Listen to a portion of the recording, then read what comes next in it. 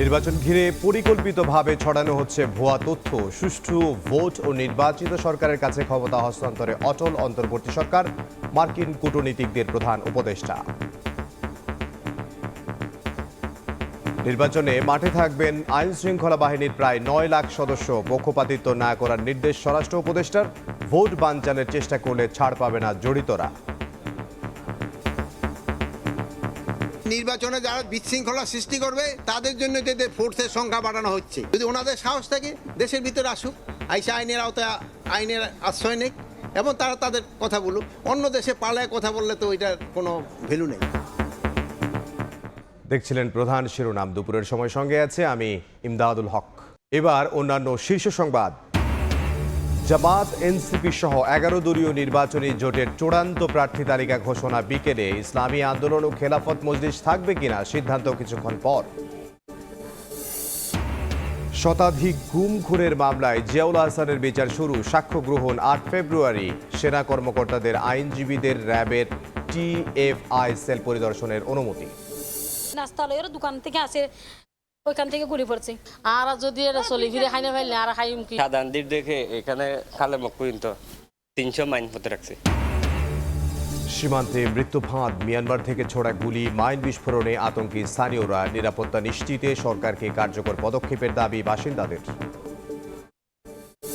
অনেকে শুনি যে এখানে এই কন্টাক্টে করে ফেলে, একদম সিস্টেমেই গোলমাল, খালি ওই 2-4টা অভিযান করলে কিচ্ছু হবে না।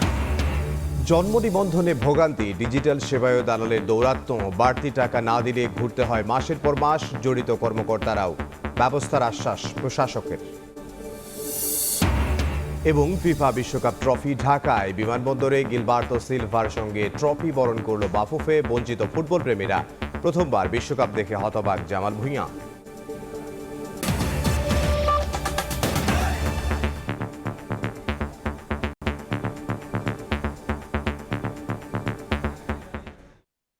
নির্বাচন ঘিরে ফ্যাসিস্ট সরকারের সমর্থকরা পরিকল্পিতভাবে ভুয়া তথ্য ছড়াচ্ছে। তবে অন্তর্বর্তী সরকার সুষ্ঠু ও নিরপেক্ষ নির্বাচন আয়োজনে অটল বলে জানিয়েছেন প্রধান উপদেষ্টা ডক্টর মোহাম্মদ ইউনূস।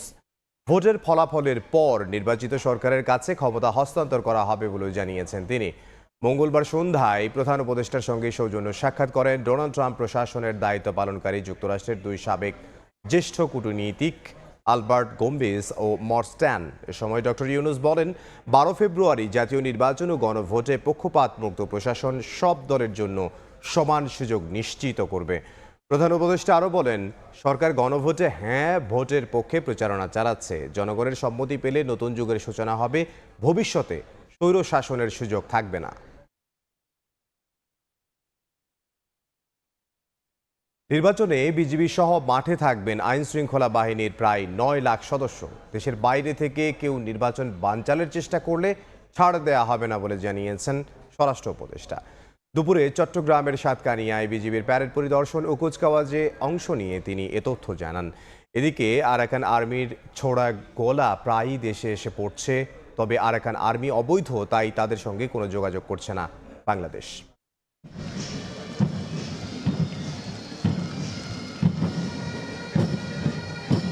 গায়ে নতুন উর্দি, চোখে স্বপ্ন নিয়ে প্যারেড গ্রাউন্ডে নবীন সেনারা নিলেন দেশের সার্বভৌমত্ব রক্ষার দীপ্ত শপথ।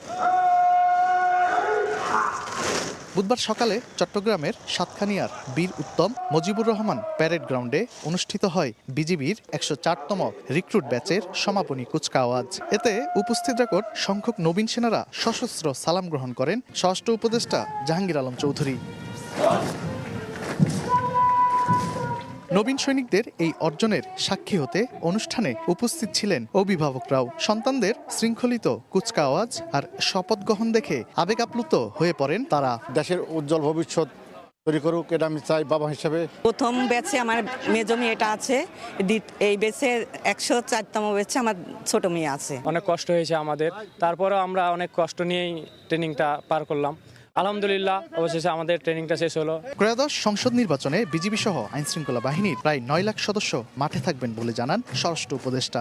অবাধ, সুষ্ঠু, শান্তিপূর্ণ এবং উৎসবমুখর পরিবেশ অনুষ্ঠানের লক্ষ্যেই আইন শৃঙ্খলা বাহিনীর প্রায় 8,97,000 117 জন সদস্য দায়িত্ব পালন করবে। পরে সাংবাদিকদের প্রশ্নের জবাবে স্বরাষ্ট্র উপদেষ্টা বলেন, দেশের বাইরে থেকে নির্বাচন বানচালের চেষ্টা হলে কাউকে ছাড় দেওয়া হবে না। আরাকান আর্মি যারা এখনো বর্ডার আছে তাদের তো আমরা এখনো বৈধতা দেই নেই, অলরেডি বাহিনী মোতায়েন আছে।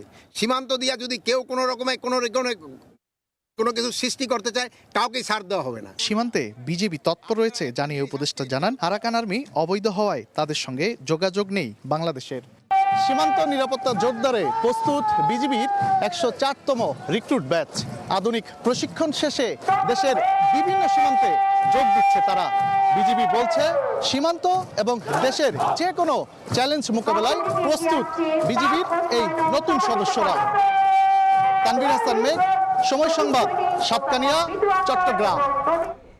আপিলে প্রার্থিতা ফিরে পাচ্ছেন বেশিরভাগ মনোনয়ন প্রত্যাশী। পঞ্চম দিনে বাংলাদেশের কমিউনিস্ট পার্টির 4টি আবেদনই বৈধ ঘোষণা করেছে ইসি। ভোটারদের নিরাপত্তায় স্বাক্ষর সংক্রান্ত বিধান বাদ দেওয়ার দাবি প্রার্থীদের। ত্রয়োদশ জাতীয় সংসদ নির্বাচনে প্রার্থিতা বাতিলের বিরুদ্ধে আপিল শুনানির পঞ্চম দিন আজ। বুধবার সকাল 10টা থেকে আগারগাঁওয়ের নির্বাচন কমিশন ভবনের সম্মেলন কক্ষে শুরু হয় শতাধিক আপিলের শুনানি।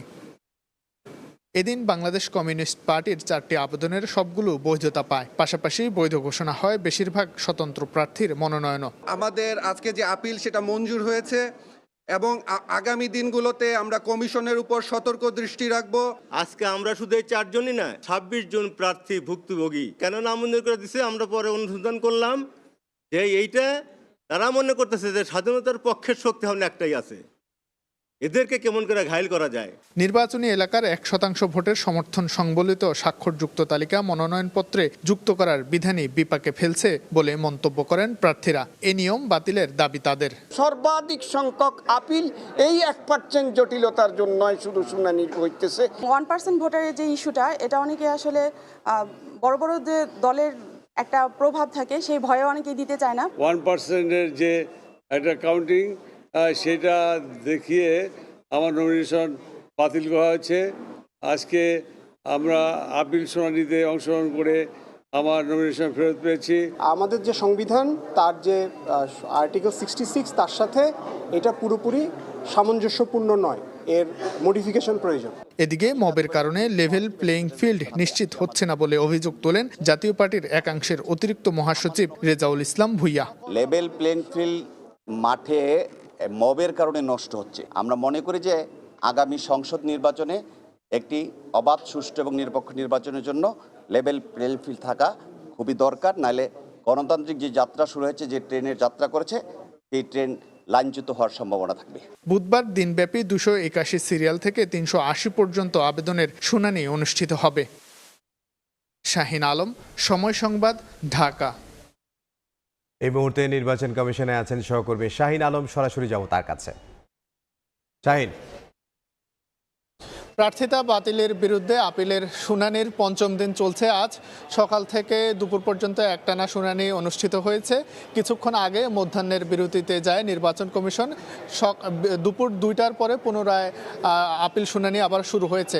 সকালের তথ্য যদি আপনাদেরকে জানি, 50টি আবেদনের শুনানি ইতিমধ্যে নিষ্পত্তি হয়েছে, যার মধ্যে 40টি আবেদন বৈধ ঘোষণা করেছে নির্বাচন কমিশন। তার মধ্যে 9টি আবেদন কিন্তু অবৈধ বা বাতিল করা হয়েছে। তার মধ্যে একটি আবেদন পেন্ডিং রাখা হয়েছে এবং আজকে মধ্যাহ্নের বিরতির পর পুনরায় আরও 50টি আবেদনের শুনানি চলছে এবং যাদের শুনানি নিষ্পত্তি হচ্ছে তারা বেরিয়ে এসে গণমাধ্যমের সঙ্গে কথা বলছেন। প্রার্থীরা যেটি বলছেন, বিশেষ করে স্বতন্ত্র প্রার্থীরা যারা রয়েছেন তারা বলছেন যে তাদের 1% ভোটারদের যে স্বাক্ষর বিষয় সেটি নিয়ে তাদের মূলত জটিলতা তৈরি হয়েছে। সেখান থেকে রিটার্নিং কর্মকর্তারা তাদের সেই মনোনয়নগুলো বাতিল করেছেন এবং পুনরায় তারা নির্বাচন কমিশনে সেটি আপিল করেছেন। সেই আপিলে কিন্তু কোনো ধরনের ঝামেলা ছাড়াই তাদের সেই মনোনয়ন বৈধ ঘোষণা করছে নির্বাচন কমিশন। নির্বাচন কমিশনে গত 4 দিন থেকে টানা এই আপিল শুনানি চলছে। আজকে পঞ্চম দিন, এটি চলবে আগামী 18 জানুয়ারি পর্যন্ত টানা এই আপিল শুনানিগুলো চলবে। এর মধ্যে যাদের মনোনয়ন চূড়ান্তভাবে নির্বাচন কমিশন থেকে নামঞ্জুর করা হচ্ছে, সেই সংক্ষুব্ধ প্রার্থীরাও কিন্তু তার পরবর্তী সময়ে তারা বিচার বিভাগ পর্যন্ত যেতে পারবেন। তাদের আরও একটি দরজা তাদের জন্য খোলা থাকবে। যদি বলা যায় যে সকাল থেকে বেশিরভাগ যারা স্বতন্ত্র প্রার্থীরা রয়েছেন আমরা দেখেছি তাদের আপিল শুনানি শেষে তাদের মনোনয়নগুলো বৈধ হচ্ছে। তো এ ছিল আমার কাছে নির্বাচন কমিশন থেকে আপিল শুনানির সর্বশেষ খবর।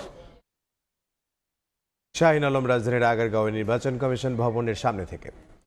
আচরণবিধি লঙ্ঘন করে উস্কানিমূলক বক্তব্যের বিষয়ে ভোটারদের সতর্ক থাকার আহ্বান জানিয়েছেন বিএনপির স্থায়ী কমিটির সদস্য মির্জা আব্বাস। দুপুরে নয়াপল্টনে দলীয় কর্মসূচিতে কথা বলেন তিনি। আলাদা অনুষ্ঠানে স্থায়ী কমিটির আরেক সদস্য আমির খসরু মাহমুদ চৌধুরী জানান, আর কোনো ব্যবসায়ীকে রাজনীতির পৃষ্ঠপোষকতা করতে দেয়া হবে না।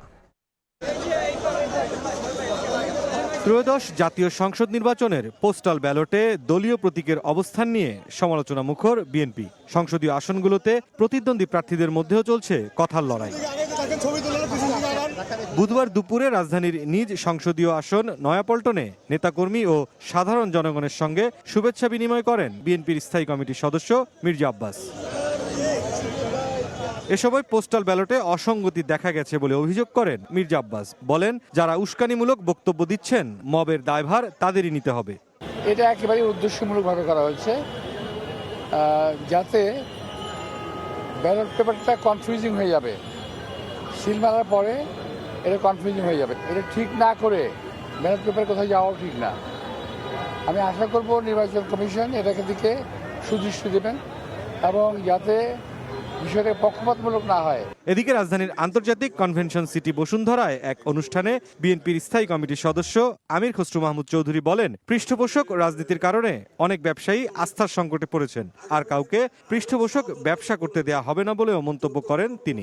বাংলাদেশ একটা ওভার রেগুলেটেড কান্ট্রি, এখানে ব্যবসা করা খুব কঠিন, কিন্তু সীমিত কিছু ব্যবসায়ীর দুর্নীতির কারণে, পৃষ্ঠপোষকতার রাজনীতির কারণে, অলিগার্কিক ব্যবসা বাণিজ্যের কারণে আমাদের সাধারণ ব্যবসায়ীরা ক্ষতিগ্রস্ত হয়েছে।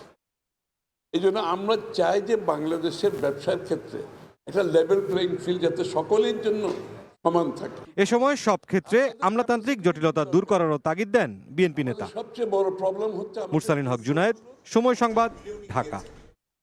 জামায়াত, এনসিপি সহ 11 দলীয় নির্বাচনী জোটের চূড়ান্ত প্রার্থী তালিকা ঘোষণা হবে বিকেলে। তবে ইসলামী আন্দোলন বাংলাদেশ ও খেলাফত মজলিস জোটে থাকবে কিনা সে বিষয়ে কিছুক্ষণ পর সিদ্ধান্ত হবে বলে জানা গেছে। জোটের বেশ কিছু টানাপোড়েন নিয়ে আজই নিজ নিজ দলীয় ফোরামে আলোচনা করবে দল দুটি। তবে জামাত সংশ্লিষ্টরা আশা করছেন দেশের বৃহত্তর স্বার্থে সংবাদ সম্মেলনে অংশ নেবে সবাই।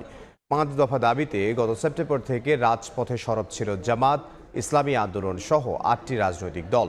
ডিসেম্বরে যুক্ত হয় এনসিপি সহ বাকিরা। শতাধিক গুম খুনের মামলায় সাবেক সেনা কর্মকর্তা জিয়াউল আহসানের বিচার শুরুর আদেশ দিয়েছেন আন্তর্জাতিক অপরাধ ট্রাইব্যুনাল। সাক্ষ্য গ্রহণ হবে 8 ফেব্রুয়ারি। চিফ প্রসিকিউটর জানান, জিয়াউল আহসানের বিরুদ্ধে অভিযোগ প্রমাণে সর্বোচ্চ চেষ্টা করা হবে। এদিকে সেনা কর্মকর্তাদের আইনজীবীদের র্যাবের টিএফআই সেল পরিদর্শনের অনুমতি দিয়েছেন ট্রাইব্যুনাল। গণঅভ্যুত্থানে শেখ হাসিনা সরকার পতনের পর 7 আগস্ট গ্রেফতার হন সাবেক সেনা কর্মকর্তা জিয়াউল আহসান। জুলাই আগস্টের মানবতা বিরোধী অপরাধের মামলায় গ্রেফতার দেখানো হয় তাকে। টঙ্গীতে 3 জনকে হত্যা, বলেশ্বর নদীর চরে 50 জনকে গুমের পর হত্যা ও সুন্দরবনে আরও অর্ধশত ব্যক্তিকে হত্যার অভিযোগ আনা হয় জিয়াউল আহসানের বিরুদ্ধে। এই 3 অভিযোগে শুনানি শেষে বুধবার তার বিচার শুরুর আদেশ দেন আন্তর্জাতিক অপরাধ ট্রাইব্যুনাল 1। মামলায় সাবেক সেনাপ্রধান ইকবাল করিম ভুঁইয়া জিয়াউল আহসানের বিরুদ্ধে সাক্ষ্য দেবেন বলে জানান চিফ প্রসিকিউটর তাজুল ইসলাম। আমাদের তদন্ত সংস্থা বের করেছে যে আসলে এই ভিকটিমদেরকে আগে থেকে গ্রেপ্তার করে বনের ভিতরে নিয়ে গুলি করে হত্যা করে পরবর্তীতে সাংবাদিকদের সাথে নিয়ে গিয়ে বন্দুকযুদ্ধের অভিনয় করে ভেতর থেকে লাশগুলো বের করে এনে বলতো যে এখানে তারা ক্রসফায়ারে মারা গিয়েছে। তবে প্রসিকিউশনের আনা অভিযোগ ভিত্তিহীন দাবি করেছেন আসামি পক্ষের আইনজীবী। শুনানিতে নিজেকে নির্দোষ দাবি করেন জিয়াউল আহসান। ওনার সমস্ত কার্যক্রম ছিল লফুল, এটা কোনো সিস্টেমেটিক ওয়াইড স্প্রেড কিছুই না। এগুলো বাংলাদেশের আইন শৃঙ্খলা রক্ষা বাহিনীর যে সাধারণ কাজ সেগুলোই ছিল, এবং যে অভিযোগগুলো নিয়ে আসা হয়েছে এগুলো সবগুলোই মিথ্যা এবং ভিত্তিহীন। এদিকে জুলাই গণ অভ্যুত্থান স্মৃতি জাদুঘরে প্রসিকিউশনের জব্দ করা আলামত 1 মাসের জন্য প্রদর্শনীর অনুমতি দিয়েছেন ট্রাইব্যুনাল। কোর্ট 1 মাসের একটি অনুমতি দিয়েছেন যে আগামী 1 মাসের জন্য এই জুলাই গণ অভ্যুত্থান স্মৃতি জাদুঘরে ট্রাইব্যুনালের মামলায় সিজকৃত আলামত ওখানে তারা রাখতে পারবে এবং তারা এটাকে এক্সিবিট করতে পারবে, প্রদর্শন করতে পারবে। আরেকটি গুমের মামলায় ডিজিএফআই এ দায়িত্ব পালন করা 7 সেনা কর্মকর্তার জামিন আবেদন করা হয়েছে। এদিকে আবু সাইদ হত্যা মামলার সাক্ষ্য গ্রহণ শেষ হয় আজ। মাইমুনা হায়দার চৌধুরী, সময় সংবাদ, ঢাকা। মিয়ানমারের বিদ্রোহী গ্রুপ আরাকান আর্মি বাংলাদেশের সীমান্ত ঘেঁষে বিপজ্জনক স্থল মাইন বসিয়েছে বলে অভিযোগ উঠেছে। এখন পর্যন্ত 300 মাইন স্থাপনের তথ্য জানাচ্ছেন স্থানীয়রা। আর এই মাইন বিস্ফোরণে বাংলাদেশি বাসিন্দাদের যেমন অঙ্গহানি হচ্ছে, তেমনি প্রায়ই মারা যাচ্ছে গরু ছাগলও, যার ফলে বোমা, গুলি, মাইন ও সশস্ত্র গোষ্ঠীর অনুপ্রবেশে সীমান্তবাসীর উদ্বেগ বাড়িয়েছে কয়েক গুণ। মোহাম্মদ ফরাজির ক্যামেরায় বিস্তারিত জানাচ্ছেন সুজাউদ্দিন রুবেল।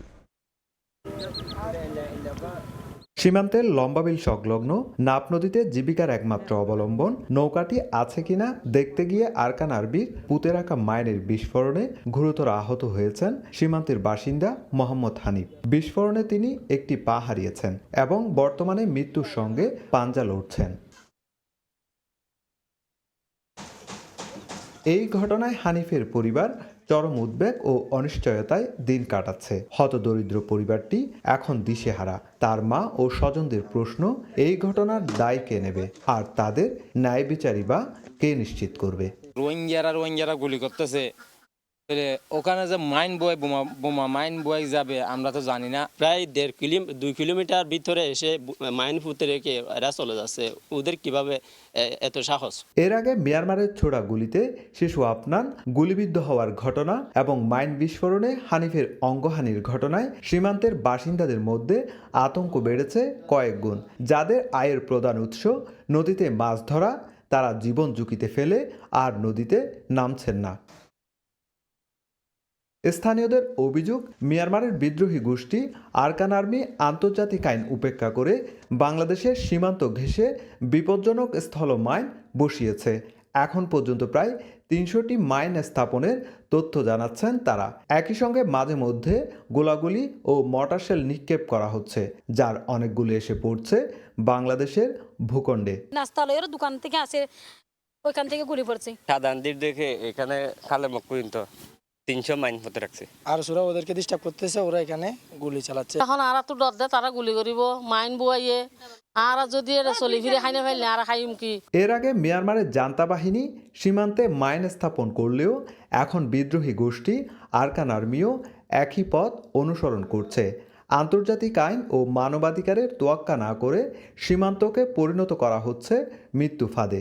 এই পরিস্থিতিতে জানমালের নিরাপত্তা নিশ্চিত করতে সরকারের কার্যকর পদক্ষেপ দাবি করছেন সীমান্তবাসী। এখানে তো আমরা এমন বই সরকার যদি আমাদেরকে কোনো জিনিস নিয়ে যেতে চায় আমরা চলে যাব, এমন বইয়ের মধ্যে আমরা আছি। আমাদেরকে অবশ্যই বাংলাদেশ সরকার থেকে আমাদের জীবন মালের নিরাপত্তা দিতে হবে। মিয়ানমারের অভ্যন্তরীণ সংঘাতের জেরে সীমান্তের সর্বোচ্চ সতর্ক অবস্থানে বর্ডার গার্ড বাংলাদেশ। পরিস্থিতি সার্বক্ষণিক পর্যবেক্ষণের পাশাপাশি সীমান্ত জুড়ে জোরদার করা হয়েছে টহল ও নজরদারি। সুজাউদ্দিন রুবেল, সময় সংবাদ, কক্সবাজার। জন্ম নিবন্ধন একটি মৌলিক নাগরিক অধিকার, কিন্তু সেই অধিকার আদায় করতে গিয়ে যেন ভোগান্তির শেষ নেই। ডিজিটাল করা হলেও মাঠ পর্যায়ে জন্ম নিবন্ধন সেবা এখনও এক প্রকার হয়রানির নাম। কোথাও দালাল, কোথাও অপ্রয়োজনীয় কাগজের ফাঁদ, আবার কোথাও অতিরিক্ত টাকা না দিলে আটকে যায় ফাইল। নুরুল ইসলাম নয়নের ছবিতে আবু সাইদ নিশানের প্রতিবেদন।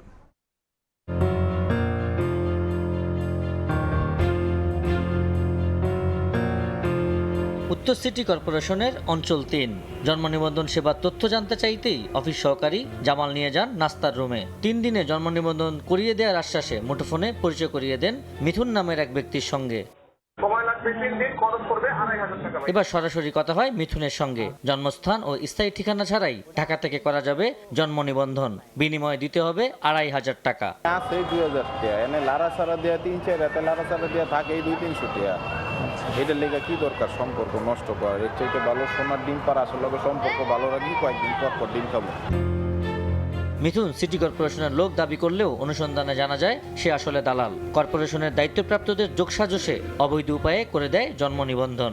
সার্ভার নাকি থাকে না, আবার অনেকে শুনি যে এখানে এই কন্ট্যাক্টে করে ফেলে। একটার পর একটা 2টা 3টা চাচ্ছে, তারপর দেওয়ার পরেও 1 দিন 2 দিন 5 দিন ঘোরাচ্ছে। একদম সিস্টেমেই গোলমাল, খালি ওই 2-4টা অভিযান করলে কিচ্ছু হবে না। মুন্সিগঞ্জ, গাইবান্ধা সহ দেশের নানা প্রান্তেও জন্ম নিবন্ধন করতে ভোগান্তির কথা জানান সেবাগ্রহীতারা। নানান ভোগান্তির পরে নামের বানান ঠিক করানো হয়। ম্যাজিস্ট্রেটের সামনে দাঁড়িয়ে অভিভাবকত্ব প্রমাণ করে তারপর আনতে হচ্ছে জন্ম নিবন্ধন সনদ। সরকার এই সেবাকে ডিজিটাল করেছে হয়রানি বন্ধ করতে, কিন্তু বাস্তব চিত্র ভিন্ন।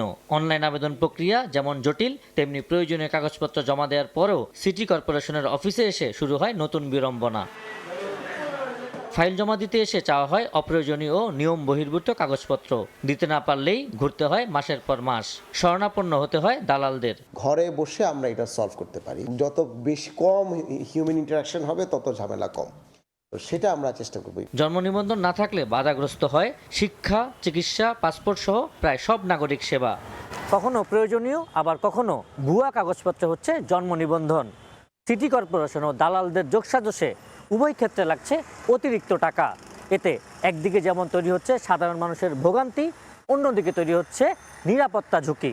স্বচ্ছতা, জবাবদিহিতা ও মনিটরিং ব্যবস্থা নিশ্চিত করা না গেলে তা আরও ভয়ঙ্কর আকার ধারণ করবে। আবু সাইদ নিশান, সময় সংবাদ, ঢাকা। স্বতন্ত্র একাডেমিক কাঠামোর দাবিতে বরিশাল ইঞ্জিনিয়ারিং কলেজ অনির্দিষ্টকালের জন্য শাটডাউন ঘোষণা করেছে শিক্ষার্থীরা। সকালে ক্যাম্পাসের মাল্টিপারপাস ভবনের সামনে এসে জড়ো হয়ে একে একে সবকটি ভবনে তালা ঝুলিয়ে দেয় আন্দোলনকারীরা। পরে বরিশাল ভোলা মহাসড়কের সামনে অবস্থান নেন শিক্ষার্থীদের। অভিযোগ, শিক্ষা উপদেষ্টার নির্দেশে 5 সদস্যের কমিটি দেশের ইঞ্জিনিয়ারিং কলেজগুলোর মানোন্নয়নের সুপারিশ করেন, তবে আজও তা বাস্তবায়ন হয়নি। এ সময় অবিলম্বে বরিশাল ইঞ্জিনিয়ারিং কলেজকে কারিগরি অধিদপ্তরের আওতায় থেকে বের করে স্বতন্ত্র একাডেমিক প্রশাসনিক কাঠামোই গড়ার দাবি তাদের।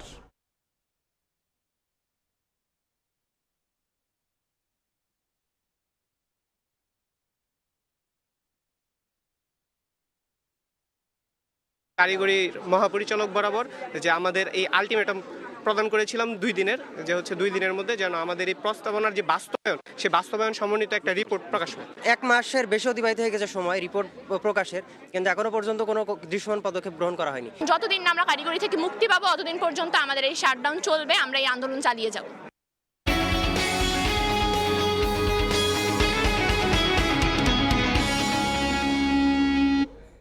ঢাকা আন্তর্জাতিক বাণিজ্য মেলায় প্রত্যাশা মতো বিদেশি প্রতিষ্ঠানের সাড়া না মেলায় আন্তর্জাতিক শব্দই যেখানে এবার বাদ দিতে চেয়েছিল সরকার, সেখানে ডজন ডজন বিদেশি প্রতিষ্ঠান অংশ নিয়েছে এবারের আসরে। কারো কাছে স্টল এসেছে নিত্যপণ্যের মতো হাত বদল হয়ে, কেউ আবার নিজের নামে বরাদ্দ পাওয়া স্টলের অর্ধেক ভাড়া দিয়েছেন আরেকজনকে। এমন নানা অসঙ্গতির কারণ জানতে কয়েক দফায় যোগাযোগ করা হলেও মুখে কুলুপ আয়োজক প্রতিষ্ঠান ইপিবির। ওমেন হোসেনের ক্যামেরায় বিস্তারিত, অন্তরা সেনের রিপোর্টে।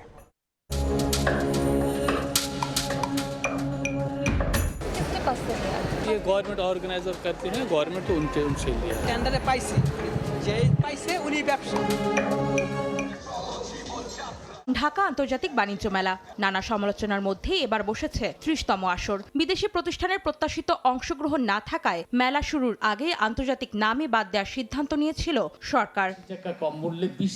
অবশেষে 3 দশক আগের নাম বহাল রেখে 3 জানুয়ারি মেলার উদ্বোধনী অনুষ্ঠান ও এর আগে করা সংবাদ সম্মেলনে জানানো হয় এবার মেলায় অংশ নিচ্ছে 6 দেশের প্রতিষ্ঠান।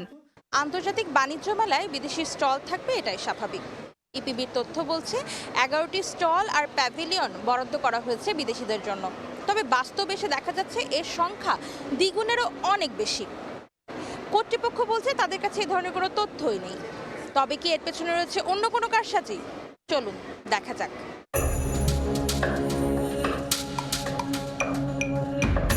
মেলার স্থায়ী 2 হলে 2 দিন ঘুরে দেখতে পাই GS13 স্টলে রহমান ট্রেডিং এর ব্যানারে বিক্রি হচ্ছে 2 আলাদা প্রতিষ্ঠানের পণ্য, ইন্ডিয়ান জুতা আর কাশ্মীরি শাল। ইরান এবার অংশ নিচ্ছে আনুষ্ঠানিকভাবে ইপিবি এমন তথ্য না দিলেও মেলায় মিলছে দেশটির প্রতিষ্ঠানের নামে বিক্রি করা বিভিন্ন পণ্য।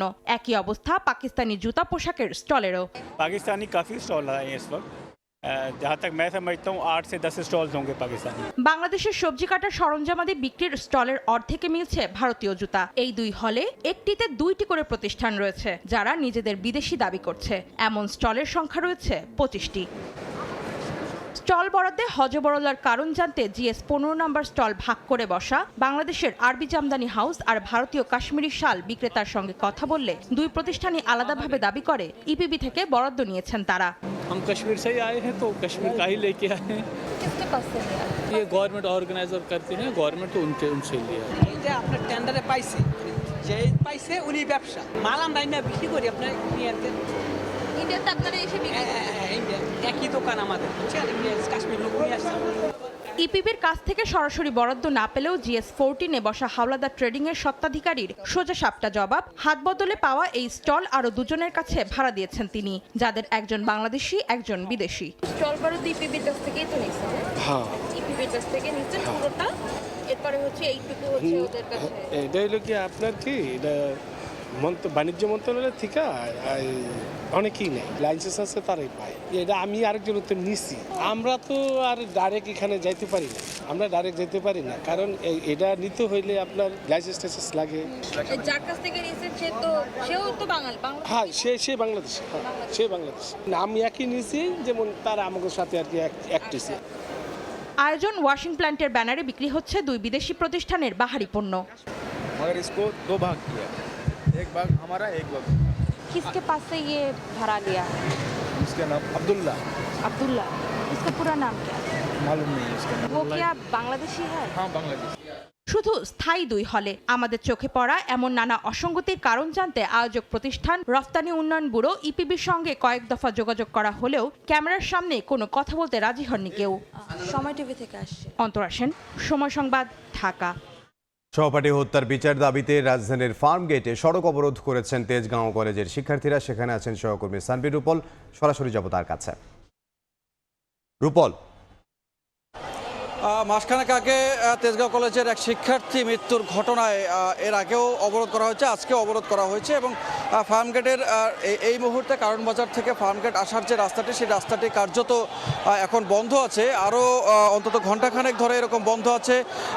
পুলিশ কিছু কিছু গাড়ি এখান থেকে বের করে দেওয়ার চেষ্টা করছে এবং এর অন্য পাশে আরেকটি পাশ যেটি আছে সেটি বেশ কিছুক্ষণ বন্ধ থাকার পরে কিছুটা যান চলাচল এখন করছে। তবে এর মধ্যে পুলিশ যারা এসেছেন তারা এই ছাত্ররা যারা এখানে অবরোধ করেছেন সেই অবরোধকে নিবৃত্ত করার চেষ্টা করেছেন এবং তারা বোঝানোর চেষ্টা করেছেন, কিন্তু তারা এখনও পর্যন্ত সেই বিচারের আশ্বাস এবং বিচারের প্রক্রিয়া সম্পর্কে জানতে না পাওয়া পর্যন্ত এখান থেকে তাদের অবরোধ তুলে নেবে না, এরকম একটি কথা বলছে, যার ফলে তারা আবারও রাস্তাটি অবরোধ করে রেখেছে। এবং এই মুহূর্তে আমরা দেখতে পাচ্ছেন যে ফার্মগেটের এই ঠিক 0 পয়েন্টের যে মোড়টি আছে, এখান থেকে যে চতুর্মুখী যে রাস্তাটি আছে সেই রাস্তাটিতে তারা অবস্থান করছে এবং রাস্তার মাঝখানে তারা এখানে একটা ব্যারিকেড দিয়ে রেখেছে এবং পুলিশের যে ব্যারিকেড, সেই ব্যারিকেডটি তারা কিছুক্ষণ আগে ঠেলে নিয়ে এসে আবারও অবরোধ করেছে।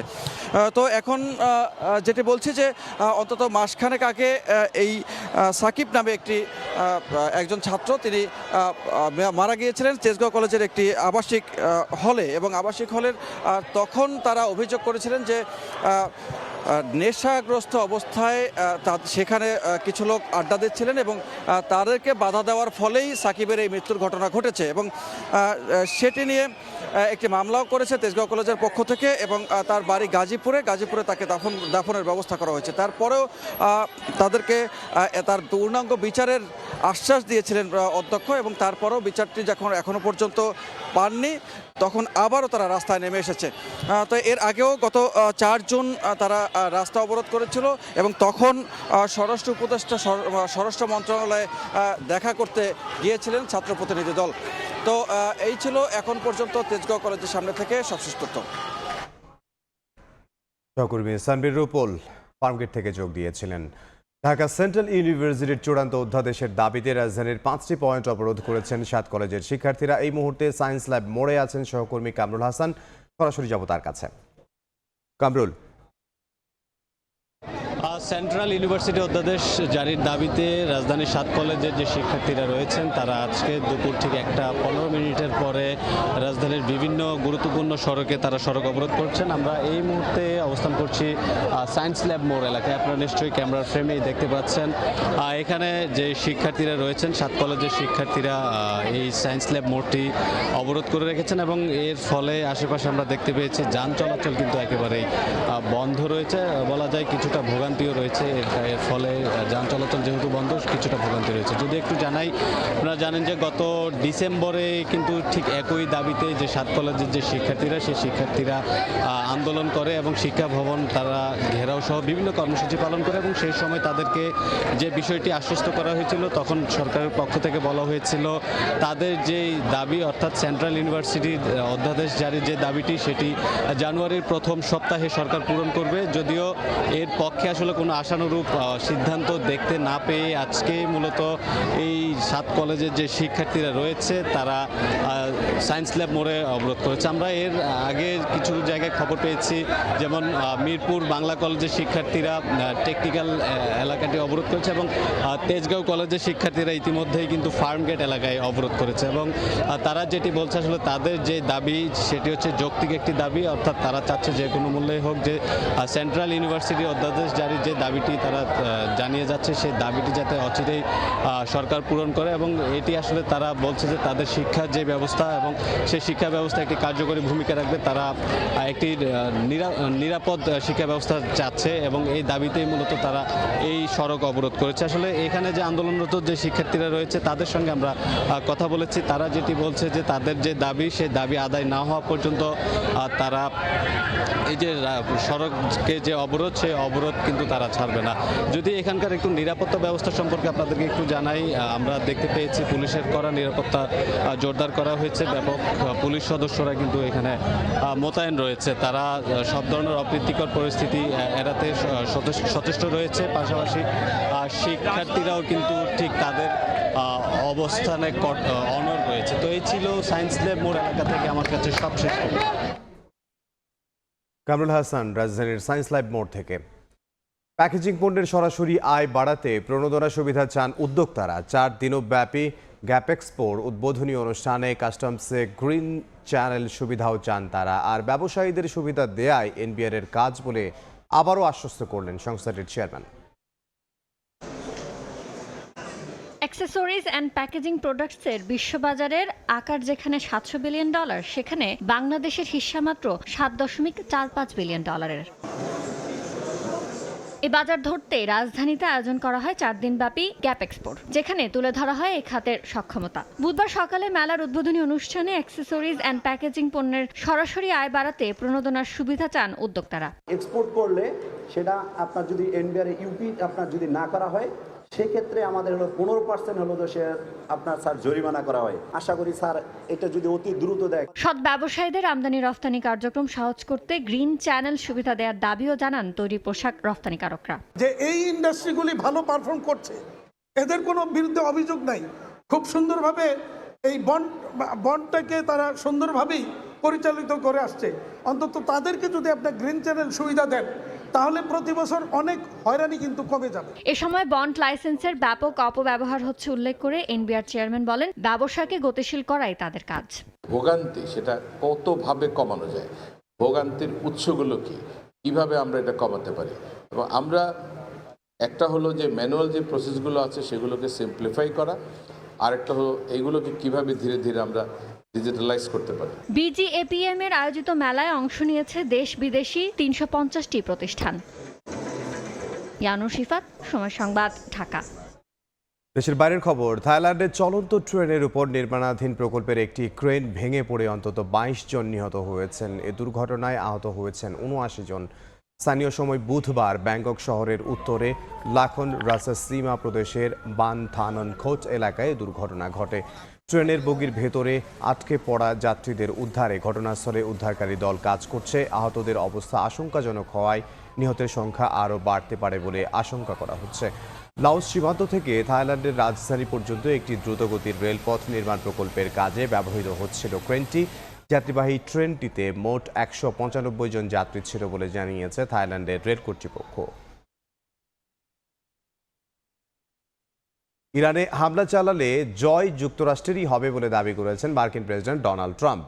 আন্দোলনকারীদের হত্যা করা হলে জড়িতদের কঠোর শাস্তির হুমকিও দিয়েছেন তিনি। তবে ইরানের নাগরিকদের হত্যার পেছনে ট্রাম্পই জড়িত বলে দাবি তেহরানের। এদিকে ক্ষমতা গ্রহণের ইঙ্গিত দিয়ে মার্কিন সহায়তার আহ্বান জানিয়েছেন ইরানের ক্ষমতাচ্যুত শাহের ছেলে রেজা পাহলাভি। দেশব্যাপী ইন্টারনেট বন্ধের মধ্যেই ইরানে বিনামূল্যে ইন্টারনেট সেবা দেওয়ার প্রস্তাব দিয়েছে মার্কিন ধনকুবের ইলন মাস্কের প্রতিষ্ঠান স্টারলিংক। এরই মধ্যে দেশটিতে নিহতের সংখ্যা বেড়ে দাঁড়িয়েছে 2571 জনে। জীবনযাত্রা ব্যয় বৃদ্ধি, মূল্যস্ফীতি সহ ইরান সরকারের দমন পীড়নমূলক আচরণের অভিযোগে চলমান বিক্ষোভ দমনের জোর চেষ্টা করছে খামেনি প্রশাসন। মঙ্গলবারও তেহরানের সরকার বিরোধী আন্দোলনকারীদের ছত্রভঙ্গ করে দেয় দেশটির নিরাপত্তা বাহিনীর সদস্যরা। এরই মধ্যে সাম্প্রতিক বিক্ষোভের বেশ কিছু ভিডিও ফুটেজ প্রকাশ করেছে গণমাধ্যম, যেখানে সরকারি ভবন ও গাড়িতে অগ্নিসংযোগ করতে দেখা যায়। মার্কিন প্রেসিডেন্ট ডোনাল্ড ট্রাম্পের আন্দোলনকারীদের পাশে থাকার অঙ্গীকারের পর নতুন করে অনেকেই রাজপথে নামার চেষ্টা করছেন। হতাহতের সংখ্যা বাড়ায় ইরানের আন্দোলনকারীদের জন্য সামরিক হস্তক্ষেপের ইঙ্গিত দেন ট্রাম্প। হত্যাকারীদের নামগুলো মনে রাখুন, কারণ তাদের খুব বড় মূল্য দিতে হবে। প্রতিবাদকারীদের নির্বিচারে হত্যাকাণ্ড বন্ধ না হওয়া পর্যন্ত আমি ইরানের কর্মকর্তাদের সঙ্গে সব বৈঠক বাতিল করেছি। আমি তাদের শুধু এটুকুই বলতে চাই যে সাহায্য আসছে। দানবেরা দখলে নেয়ার আগ পর্যন্ত ইরান একটি মহান দেশ ছিল।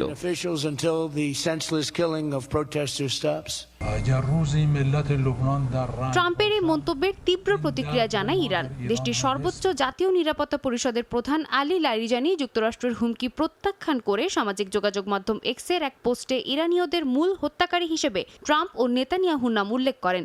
এছাড়াও জাতিসংঘে ইরানের স্থায়ী দূত আমির সাইদ ইরাভানি ট্রাম্পের বিরুদ্ধে সহিংসতায় উস্কানির অভিযোগ তোলেন। বলেন, বারবার আন্দোলন চালিয়ে যাওয়ার ডাক দিয়ে মার্কিন প্রেসিডেন্ট আন্তর্জাতিক আইন ভঙ্গ করছেন। এ সময় ওয়াশিংটন ও তেল আবিবকে তাদের অযাচিত হস্তক্ষেপ বন্ধের আহ্বান জানান তিনি। একই সঙ্গে নির্দোষ জনগণের মৃত্যুর জন্য তাদের দায়ী করেন। এই অস্থিরতাকে কেন্দ্র করে আবারও ক্ষমতায় ফেরার ইচ্ছা প্রকাশ করেছেন ইরানের ক্ষমতাচ্যুত শাহের ছেলে রেজা পাহলাভি। ফক্স নিউজকে দেয়া এক সাক্ষাৎকারে তিনি বলেন, সরকার পতন হলে বিরোধী দল ক্ষমতা গ্রহণে প্রস্তুত। এ সময় মার্কিন সহায়তার জন্য অনুরোধ করেন তিনি। ক্ষমতা হস্তান্তর বিষয়ে ইরানের অভ্যন্তরীণ কর্মকর্তাদের সঙ্গেও আলোচনা চলছে বলে উল্লেখ করেন পাহলাভি। এদিকে 5 দিনেরও বেশি সময় ধরে ইন্টারনেট সেবা থেকে বঞ্চিত ইরানের সাধারণ মানুষ। এই অবস্থায় দেশটিতে বিনামূল্যে ইন্টারনেট সেবা দেওয়ার প্রস্তাব দিয়েছে মার্কিন ধনকুবের ইলন মাস্কের প্রতিষ্ঠান স্টারলিংক। যদিও সিগন্যাল জ্যাম করার মাধ্যমে এই সেবা বন্ধের চেষ্টা চালানোর অভিযোগ উঠেছে। সাদিয়া তাসনিম, সময় সংবাদ।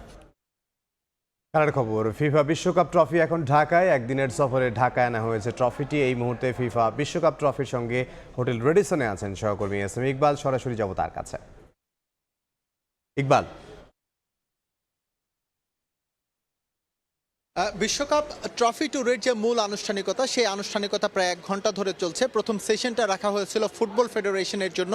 আমরা দেখতে পেরেছি ফুটবল ফেডারেশনের ভাইস প্রেসিডেন্ট থেকে শুরু করে অনেক মেম্বার এবং তাদের আত্মীয় স্বজন বা তারা যাদের নিয়ে এসেছে, এবং 2-1 সাবেক ফুটবলারকে আমরা দেখতে পেরেছি তারা ভিতরে গিয়েছে, সেই এক্সপিরিয়েন্সটা করে এসেছে। কিন্তু সবচাইতে বড় যে ঘাটতির জায়গাটা আজকে যেখানে মনে হয়েছে, এখানে আসলে উচিত ছিল আমাদের ইয়াং ট্যালেন্ট যারা আছে, যারা বিভিন্ন এইজ লেভেলে ফুটবল খেলে থাকে, তাদের যদি এই কার্যক্রমের সঙ্গে সম্পৃক্ত করা যেত। অর্থাৎ আন্ডার 17, আন্ডার 19 বা আন্ডার 23 ক্যাপ্টেন বা ফুটবলার যারা আছেন, তাদের যদি এই ট্রফিতে যদি ইনভলভ করা যেত, তারা যদি এখানে এসে সেই জিনিসটা এক্সপিরিয়েন্স করতে পারতো, তাহলে তাদের মধ্যে কিন্তু একটা ক্ষুধা তৈরি হতো, একটা তাদের যে ভালো করার, ফুটবলে যে ভালো করার যে একটা ক্ষুধা, সেই ক্ষুধাটা কিন্তু তাদের মধ্যে তৈরি হতো। আজকের যে আয়োজন, এই আয়োজনে বলা যেতে পারে এই জায়গাটাতে কিন্তু কিছুটা ঘাটতি থেকেই গেল। পাশাপাশি মিডিয়ার জন্য যে সেশনটা রাখার কথা ছিল 2:30 থেকে, সেখানেও কিন্তু ডিলে। আমরা এখন পর্যন্ত আসলে ভেতরে যেতে পারিনি। আমাদের জন্য 1 ঘন্টার একটা সেশন রাখার কথা, সেখানে আমরা মিডিয়া আসলে ট্রফিটা এক্সপিরিয়েন্স করবে। পাশাপাশি গিলবার্তো সিলভা তিনি এসেছেন, ব্রাজিলিয়ান কিংবদন্তি, তার সঙ্গে আসলে মিডিয়া সেশন বা প্রশ্ন উত্তরের যে পর্বটা ছিল সেটি কিন্তু এখনও ডিলে রাখা হয়েছে। মোটা দাগে আসলে ওয়ার্ল্ড কাপ ট্রফিটা নিয়ে কিছুটা হাইড অ্যান্ড সিক কিন্তু আমরা আয়োজকদের কাছ থেকে দেখতে পেরেছি। তারপরেও বলা যেতে পারে সকাল থেকে এখন পর্যন্ত যেই ভক্তদের যে এঙ্গেজমেন্ট, যদিও সেই সংখ্যাটা খুবই কম, কারণ খুব অল্প সংখ্যক ভক্ত এই ট্রফিটা দেখার সুযোগ পেয়েছে, যারা কোকাকোলার ক্যাম্পেইনের মাধ্যমে এই সুযোগটা পেয়েছে। ম্যাচ পিপল আসলে অনেকেই বাইরে অপেক্ষা করছে, কিন্তু তাদের এই সুযোগটা হচ্ছে না। সংযত কারণেই এবারের প্রোগ্রামটা তারা ছোট করে এনেছে। একটু জানিয়ে রেখে, এই ট্রফিটা বাংলাদেশে এসেছে 14 ঘন্টার জন্য। আজকেই ট্রফি ট্যুর শেষ হয়ে যাবে। হবে, এরপরে এই ট্রফিটা চলে যাবে হচ্ছে সাউথ কোরিয়ায়। এবং এবারের যে 150 দিনের যেই ওয়ার্ল্ড কাপ ট্রফি ট্যুর সেটা ফার্স্ট শুরু হয়েছে সৌদি আরবিয়া থেকে, এবং এটা গিয়ে মেক্সিকো, মার্কিন যুক্তরাষ্ট্র এবং কানাডা ঘুরে সেটা কিন্তু গিয়ে শেষ হবে হচ্ছে মেক্সিকোতে। এর মাঝে বলা যেতে পারে যে বাংলাদেশ লাকি এনাফ যে 30টা দেশে মাত্র ট্রফিটা ঘুরছে, তার মধ্যে হচ্ছে বাংলাদেশ অন্যতম এবং সাউথ এশিয়ার মধ্যে হচ্ছে দ্বিতীয় দেশ। এবং ব্যাক টু ব্যাক 2022-এর পর আবারও কিন্তু এই ওয়ার্ল্ড কাপ ট্রফিটা বাংলাদেশের ভক্তরা এক্সপিরিয়েন্স করার অপরচুনিটিস পেলেন। এবং আমরা কিছুক্ষণ আগে ভক্তদের সঙ্গে কথা বলছিলাম, যারা ব্রাজিলিয়ান ফ্যান তারা প্রত্যাশা করছেন 24 বছর পর এই ট্রফিটা হচ্ছে আবারও ব্রাজিলের ঘরে যাবে, তাদের হেক্সা মিশনটা কমপ্লিট হবে। তবে আর্জেন্টাইন ভক্তরাও কম যান না, তারা চাচ্ছেন যে ট্রফিটা লিওনেল মেসি কাতারে উঁচিয়ে ধরেছিলেন সেই সেম ট্রফিটা আবার লিওনেল মেসি ইউএসএতে উঁচিয়ে ধরবেন। তো আমার কাছে আপাতত হচ্ছে এই ওয়ার্ল্ড কাপ ট্রফি ট্যুরের রেডিসন ব্লু হোটেল থেকে এই ছিল সবশেষ। রেডিসন ব্লু হোটেল থেকে সহকর্মী এসএম ইকবাল। এ পর্যায়ে শীর্ষ সংবাদগুলো জানিয়ে দিচ্ছে আরও একবার। ফ্যাসিস্টের সমর্থকরা ছড়াচ্ছে ভুয়া তথ্য, সুষ্ঠু ভোট ও নির্বাচিত সরকারের কাছে ক্ষমতা হস্তান্তরে অটল অন্তর্বর্তী সরকার, মার্কিন কূটনীতিকদের প্রধান উপদেষ্টা। নির্বাচনে মাঠে থাকবেন আইনশৃঙ্খলা বাহিনীর প্রায় 9 লাখ সদস্য, পক্ষপাতিত্ব না করার নির্দেশ স্বরাষ্ট্র উপদেষ্টার। ভোট বানচালের চেষ্টা করলে ছাড় পাবে না জড়িতরা। এবং নির্বাচনী আসন বন্টন নিয়ে জটিলতা, জামাত এনসিপি সহ 11 দলীয় জোটের প্রার্থী তালিকা ঘোষণা স্থগিত। ইসলামী আন্দোলন ও খেলাফত মজলিসের সঙ্গে চলছে আলোচনা। এই ছিল দুপুরের সময়ে। এরপর বিকেল 3টার সময় সংবাদ নিয়ে আসছে কিছুক্ষণ পর। সঙ্গে থাকুন সময়।